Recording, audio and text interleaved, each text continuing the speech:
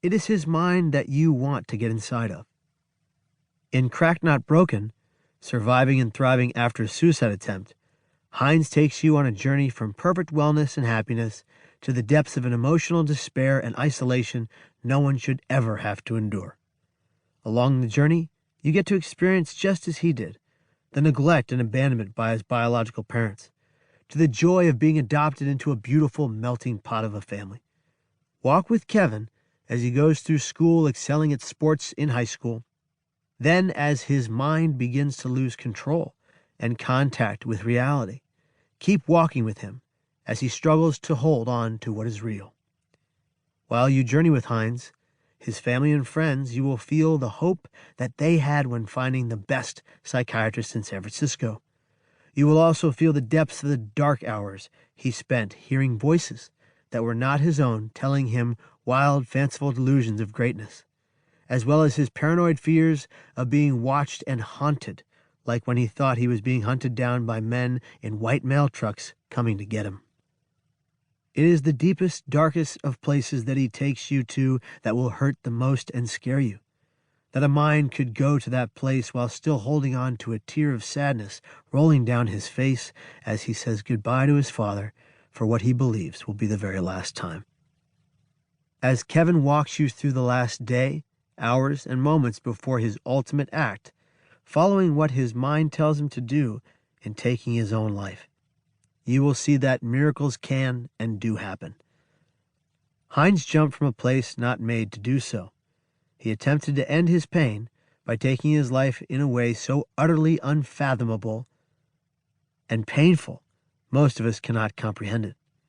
Yet for Hines, the moment, the very instant, the split second his hands left the railing and his mind realized he was free-falling in midair, he didn't want to die. He prays, "Oh God, what have I done? I don't want to die. God, please save me." This quite possibly was the most real thought his mind had in weeks leading up to the moment in September of the year 2000. But as he is falling from hundreds of feet in the air, on the way to an almost 100% chance of death, his mind was shocked back into reality. The reality that he was going to die in seconds. But he did not die. And this is his story. It is a story of recovery, relapse, further recovery, ultimately hope.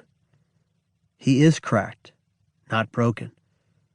Or he has learned the art of living mentally well, and this is the Kevin Hines story.